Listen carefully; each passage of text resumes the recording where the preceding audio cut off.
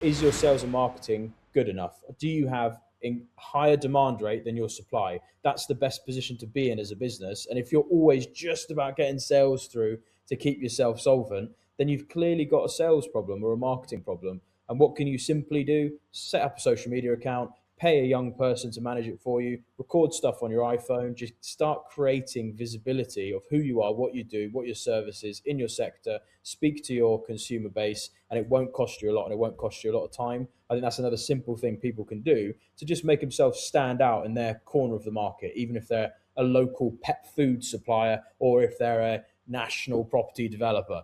I think that the same thing can work and help on the sales and marketing side as well. I'd also add to that in your operations, make sure that your operational delivery is always at the troughs of your sales. And when your sales boost, don't bring in more staff until you're consistently your troughs are at the top of your capacity.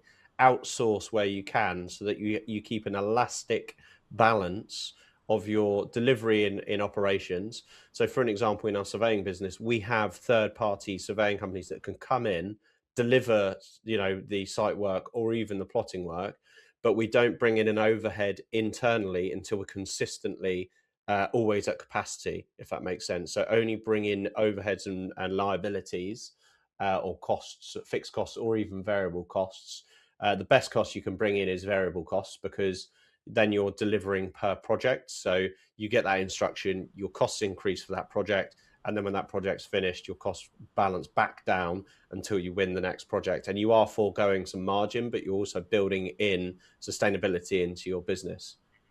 You're broadening cost based surface area to attract more margin that or revenue that you otherwise couldn't get. And as a business, we made this mistake so many times. And D, I reckon you're probably the same in terms of like hiring people because you just want to hire people, get them in, lock them in. That will grow them to their resource capacity, and it feels easier. And it is in the long run, if the bet works, it does pay out. It can play out better. But what happens in the short term is exactly what Jack's describing, where all of a sudden your margins get squeezed even though you're growing. There's business books that tell you two different ways. One is bring in a good employee, they will make you more money than you spend on them.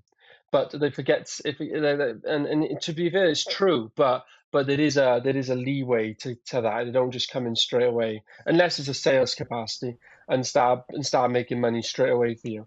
They typically over time. But the ideal scenario is what Jack said is you only bring in overhead when you basically can afford it and your demand is. When I grew my business, I didn't do that. I geared up for where I wanted to be years in the future, and why did I do that? One, again, naivety. I was when I set this business up, I was always like, as a minimum, it's going to be a national company, and as an absolute minimum, in Wales, it's going to be doing 300 homes a year, at least 50 million turnover a year. And I wanted to, again, when you do studying, in terms of executive business training or business books, they consistently tell you, make sure you bring in the right people for before you're going to go, but they always skim over the cash flow impact.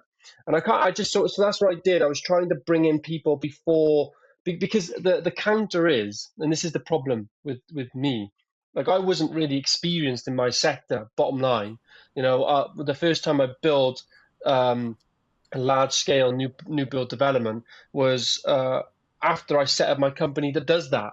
If that makes sense. So I completely I was bringing in people because I wanted to make sure I knew what I didn't know, and that in theory is the cash flow impact for bringing them in and the cost would be less than if I did it myself and fucked it up. You talk about a good point here, which is the ability to forecast. And so I made this exact decision at the start of this year, bringing in an ops manager for just our domestic division. So just the buy to lets and the maintenance side of the business, not the construction, which where we did the opposite and we didn't resource construction early enough, which meant it then had operational issues that then cost us money that otherwise we could have cost us in forward funded overheads, and we would have saved more money in that regard. So I tried to learn from that mistake and brought in an ops manager about 6 months early. I think I spoke about this on the pod. 6 months early, which would probably cost me 30, 40 grand more than we otherwise need to spend in that duration.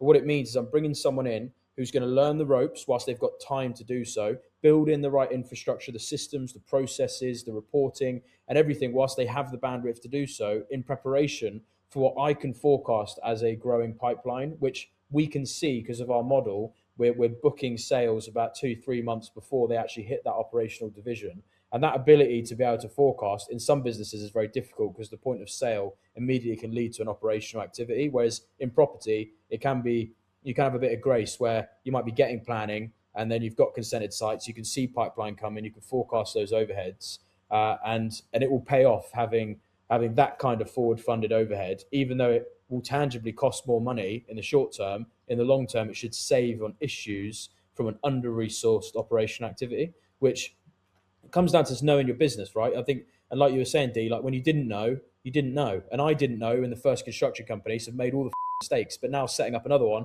I was like, I know, like it's better to have the overhead in there, like because they'll save you so much stress, time, wasted cost, delays, disappointed clients, just by having that person responsible.